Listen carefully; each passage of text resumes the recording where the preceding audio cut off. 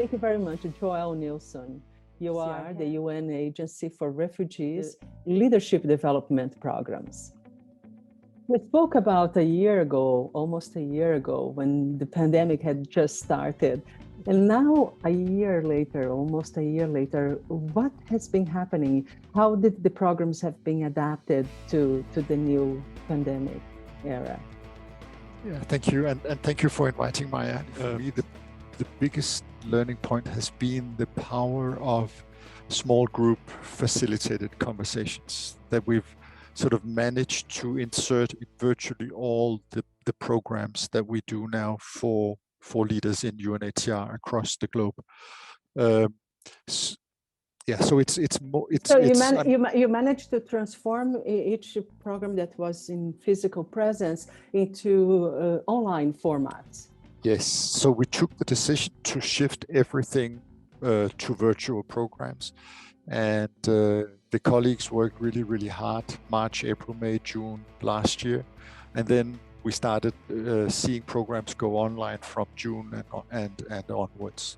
And in that process, I think the most successful element of the redesign, I mean, I think there are many actually that you ask, but I think the most successful has been the fact that we have had a lot of small group conversations. So we break participants into groups of 2, 3, 4, 5, max 5, max 6, and then we have an external coach or an internal coach present to facilitate the conversations.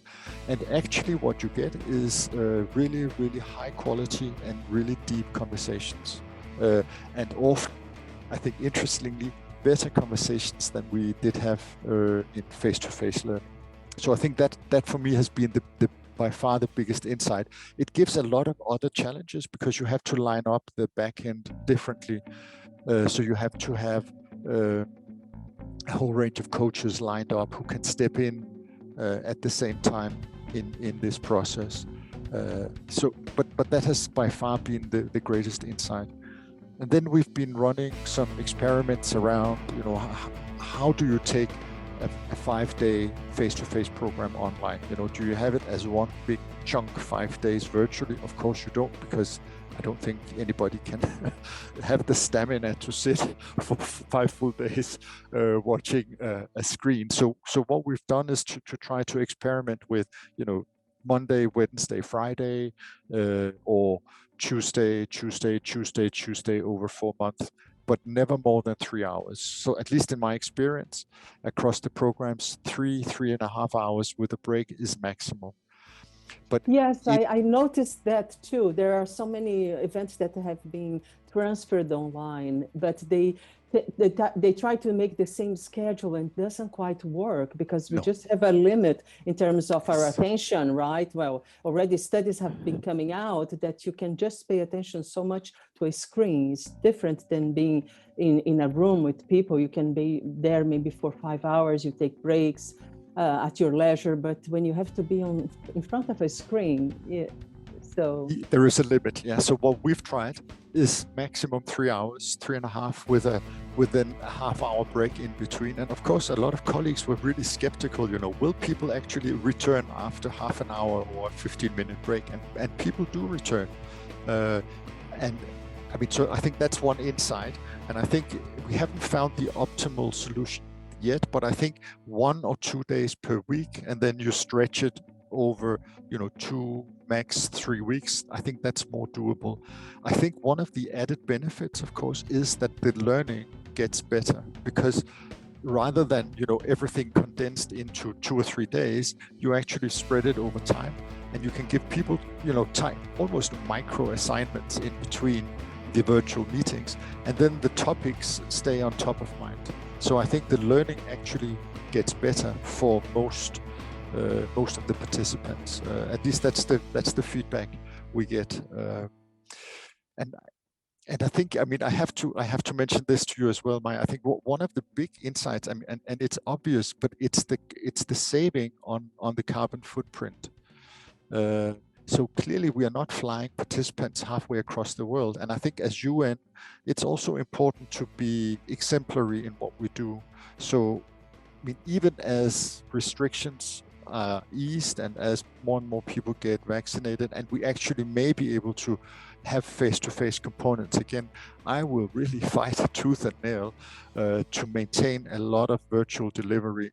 If only, I mean, I think because it's better in many cases, but I think also because we have a duty to be mindful of how we spend on our carbon dioxide accounts, so to speak. Yes, indeed. I think that that's what I hear too, that people enjoy parts of being online and parts of being in presence. So hybrid, the conferences and seminars will be, I think, the future, really, this combination, because there are advantages, right? Asynchronous learning too, that you don't have time perhaps during the day to take time to do your leadership training if you are a manager, but then you can do it in the evening or during the weekend or another time. So there are many advantages to having this combined way. But I also was curious, you do work in Torino still. Because there is a center there where some of the retreats should happen, I would imagine. But now not even that place is being used.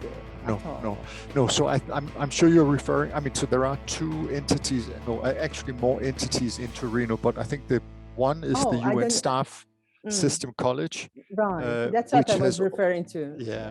Where I used to be, but I know from conversations with colleagues that they have also taken virtually their entire portfolio online. And then you have ILO, ITC. Also in Torino, being by far the biggest agency, where the ILO have their training center in Torino, and they are also they've also been forced to take a lot of what they do online, and I mean, and are also doing some really interesting experiments around virtual reality, and even now doing conferences online. You know, so it's. I think it's been sort of a tipping point or a breakthrough in terms of technology and what you can actually do online. And I really hope that as UN, we will be able to maintain some of the inroads that we've made and not sort of default back to the way it was in 18 and 19 before COVID really hit us. Yes, I've seen this technology. I don't know if you have seen. I've seen the demo of a mesh. It's called from Microsoft, where you can teleport people. That the image is so real. It's virtual reality, right? It's augmented reality, right? So you have the person in the room, and it's pretty impressive. You know, you really amazing. feel, because you can interact. Actually, you can move around. You're moving around, and your colleagues are moving around with you because they feel like they are in the room. I mean, I haven't experienced myself the actual technology, but from the demo online, I was pretty impressed. It was, No, it's actually amazing. It feels real. It feels real, it's amazing. And it's also opening up sort of new ways of learning. And you have something also that you're working on, the organizational design for good. For good, group. It's fascinating, and thank you for mentioning it. I mean, it's a really high-level academic network of academics globally involved in organizational design. Starting on the 8th of April, and the one on the 8th of April will be on organizational development for good. So, what is the role of organizational development, organizational change in the context of the SDGs? And then we will move through many of the SDGs. One on the 8th. Around organizational change, but also with a professor from Eindhoven on deep tech, and we're talking about health. So lots of really, really interesting perspectives on the role of organizing at the systems level, but also at the organizational level, so that we can help do what we need to do as UN in support of the governments achieving the Sustainable Development Goals. So that's, I mean, it's one of those interesting, side businesses, but it's fascinating, and there is so much interesting thinking going on in the world. Provides intellectual nourishment too, because you need to be always nourishing yourself in order to develop these programs, right? The challenges keep changing. And I remember one thing we discussed was like how to keep this mindset, helping managers, directors understand the mindset necessary to allow innovation to happen, that the teams are comfortable enough to take risks, to make mistakes, to learn from the process, right? Yeah. And that is still, I think, one of the biggest challenges and one of the biggest requirements. I think also for the UN to continue to stay relevant. I mean, we need to adapt that mindset of continuous experimentation. Thank you very much, Joel Nielsen. Pleasure speaking with you. Thank you very much, Maya.